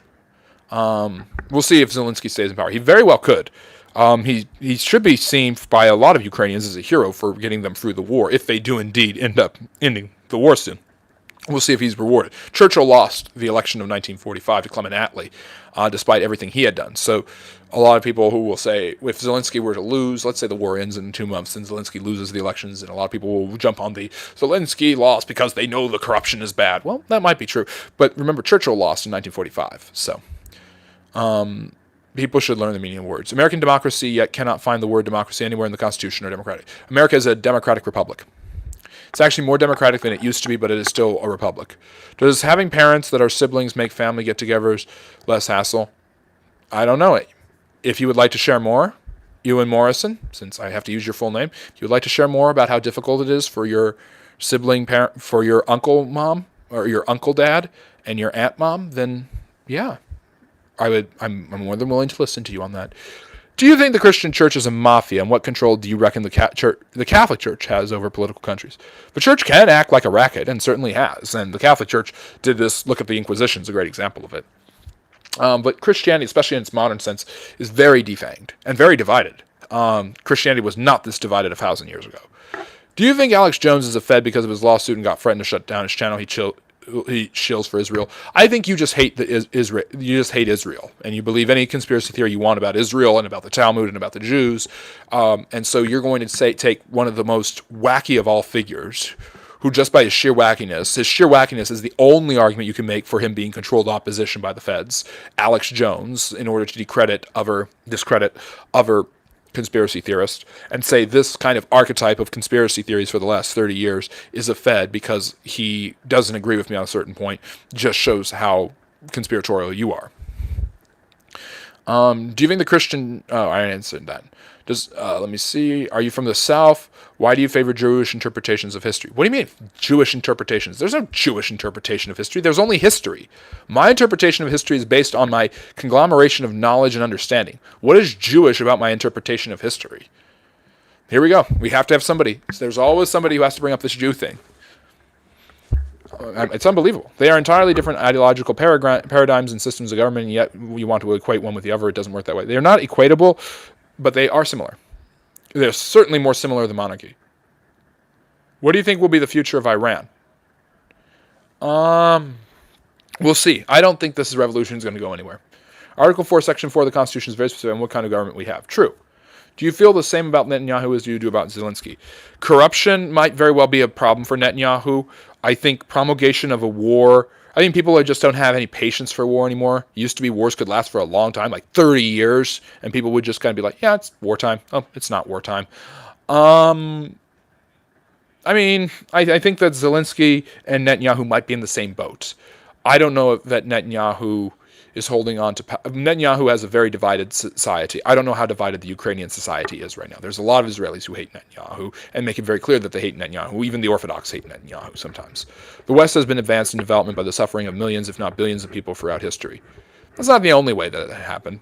Technological innovations, economic creativity, societal developments, ethical morals that have tended to be successful in creating rich and prosperous societies and people groups have definitely benefited the West. So that's not fair to say. But yes, the West has also exploited people in horrible ways as well. Yes, a republic, madam, if you can keep it. That's what he said. I don't think if people try to take religion into me, nobody can say this is the true religion. Religion is huge. If you want to learn about history, you need to learn about religion. I don't advocate or argue for one religion or the other. I don't share my personal perspectives on a lot of different controversial topics because my job is to talk about history, and I'll share perspectives there, but not always. Let me see. We are a constitutional republic, not a democratic republic. It's a constitutional republic with certain democratic elements, and it's very different than it was 235 years ago. You're being an originalist circa 1790 while not understanding that the direct election of senators, the referendum and proposition system, all of that has changed the way that American states and municipalities and even the government itself does things. Is it hard for some historians to not be biased? Should historians tell people what they are? They can. I don't share my personal views, and I think that helps my channel. The Vatican has billions. Why don't they support poor African Christians? They do. Wouldn't he have refused Kanye if he was controlled opposition? Yeah, pretty much. It's latter-day delusion with U.S. turning on Israel. I don't know anything about that. What I do know is that the United States, that people turning on Israel, I'm reading Douglas Murray's book about this right now, and I don't agree with everything in it, but people's attitudes about Israel and anti-Zionism aren't inherently anti-Semitic, but anti-Semitism is not far behind. Let me see. What do you think about Candace Owens and Erica Kirk beef? Oh, for God's sakes. One's a nut and one's a widow. Have we just decided that we're going to ruin this poor widow's life? Hasn't she lost enough? Now we have to try to attack her dignity? Because I think it was Tim Pool who said that Candace is in love with Charlie Kirk and is jealous of Erica, which I'm like, ooh, that's kind of juicy. It'd be funny if that was true. I don't know about that. President Benjamin Franklin? Franklin was not president. As a historian, is it a huge stain in America's greatness that the Constitution has a plethora of vague meanings, causing discombobulated aftermath in politics throughout its history?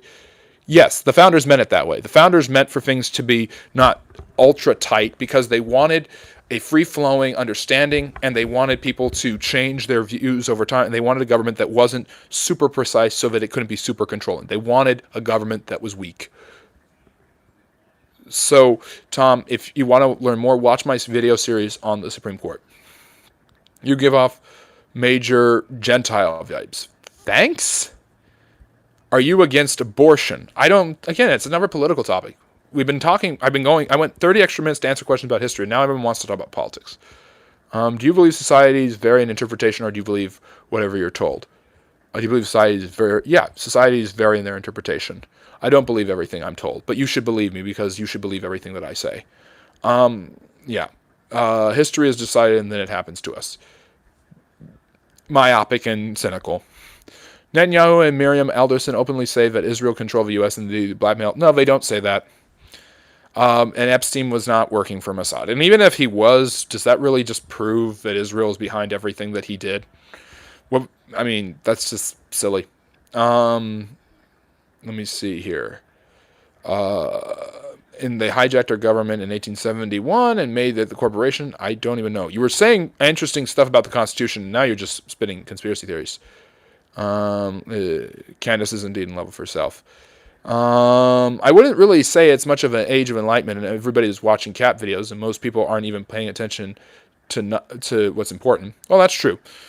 But we're being enlightened. Hopefully you're being enlightened here. You think Snowden will ever get pardoned? No, he's too much of a pariah.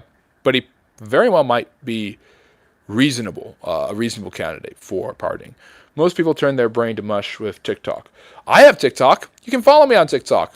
Your brain won't turn to mush. I guarantee you. People have me on TikTok. Horace, my moderator, got TikTok just so he could listen to my videos. And his brain is still fine. He's wrong about the War of 1812, but his brain is fine. So yeah, you can watch my videos and learn more because there's stuff I don't put on here that I do put on TikTok and stuff I put here that I don't put on TikTok, vice versa. Was it difficult for you to come out of the closet? No more difficult than it was for you. So, and who doesn't like cat videos? We all need things to relax. People have played with their cats, dressed up their cats, danced with their cats. Look at all the paintings of cats throughout history. Look at what the Egyptians did with the cats. How the Zionist Christians penetrate the government. Let me be very specific with you. I'm going to give you the secret to all of this about the Zionist Christians penetrating the government. They don't. What do you mean a plethora of misunderstandings? The Rule of Law Dictionary is used to define every word in the Constitution verbatim. It's not a metaphorical document. Yes, that's an originalist interpretation. Even that's been debated about. The Founding Fathers didn't use exact language on every single thing and left things open to interpretation because they didn't want an overly precise document that was binding on people's consciences and forced them to behave in certain ways all the time. Do you have a pet? No, but give enough super chats and eventually I'll be able to afford one. We'll have a mascot. Do you think Trump will pardon Epstein's lover? You mean Maxwell? No, I don't think he will. I think it would be just horribly stupid if he did. Let me see. As a historian, the creation of gerrymandering is shunned, but why is that the case? And should the originator be considered a political genius or evil villain? It's basically a dirty trick that isn't exactly breaking the rules. It starts with Elbridge Gerry, the vice president to James Madison, who, when he was governor of Massachusetts, proposed a map that was so manipulative in favor of the Democratic Republicans that the Federalists accused him of gerrymandering. So, why did the Viking settlement of the New World fail? Evidence, probably being killed off by the natives doesn't help, Tony. All right. Well, the question said as a historian. So, Swag, as a historian, the LOL is unearned. All right, I'm going to wrap up there. We went way, way over. Thank you so much for joining us on this New Year's Eve special Q&A, where you got to get all of your questions about history and social sciences. Cat, of course, because the ancient Egyptians were boss with their cats. So give enough super chats, we'll get a cat, and that'll be the mascot of the channel, and it will show up in live streams. But I hope everybody has a really great New Year. Thank you for your support this year in 2025. Even if you're brand new and just coming to the channel, we really appreciate you. And we hope you guys have a really, really great New Year and continue to enjoy the holidays as you have. What were your thoughts on 2025 as a historian? That's the perfect question in the live stream. And hopefully you continue to support us during 2026, as I hope to see you all around 2026. But that's a great question. I'll finish by answering that.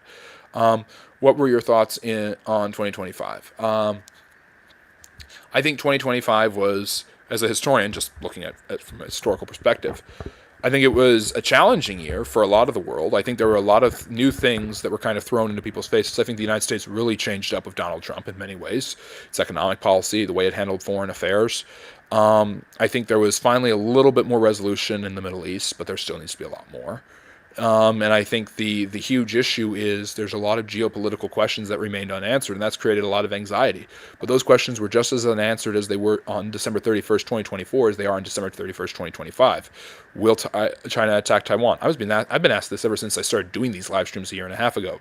When will the genocide in Gaza, which isn't a genocide, by the way, when will that end? When will the Ukrainian war end? How will it end? What will happen to Vladimir Putin? What will Donald Trump be remembered for? People are still going to be wondering about these things, because the real truth of the matter is a lot changed in 2025, but a lot of things stayed the same. And as things continue to change, they continue to stay the same. I hope everybody has a very, very wonderful New Year where things change yet stay the same. And I will then give some love to Harris, who did a great job moderating, and also Rodolfo and Solomon were here briefly. It was great to have them. And yes, these are the Russian Tsars, Scripto, and you can go check out my video series on the Russian Tsars and my tier ranking list on them. Like and subscribe. Check out the rest of the content on the channel. If you want to become a member and get extra access and early access, I really appreciate that, but no pressure whatsoever. A very, very happy 2026 to you. Thank you for a great 2025 Friendly Neighborhood History channel, and I will see you next year. Bye-bye, and as always,